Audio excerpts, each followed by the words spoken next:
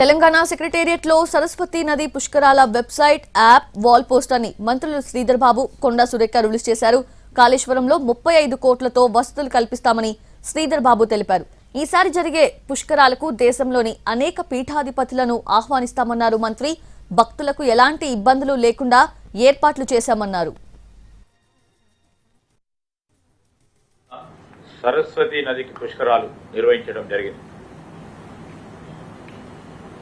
ఈసారి కూడా మాకు అదృష్టం, మరొక మారు మా ప్రభుత్వం ఈ సరస్వతి పుష్కరాలను మరి ముఖ్యమంత్రి గారి ఆధ్వర్యంలో, మా దేవాదాయ శాఖ మంత్రి కొండా సురేఖ గారి ఆధ్వర్యంలో సరస్వతి పుష్కరాలు నిర్వహించబడతాయి.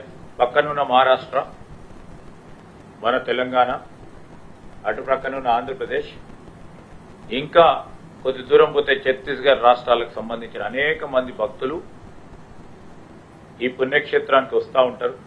ఈ పుష్కరాల్లో మరి స్నానాలు చేయడానికి, పూజలు చేయడానికి ప్రతిరోజు 1,00,000 మంది వరకు కూడా వచ్చే అంచనా అధికారులు కూడా వేయటం జరిగింది.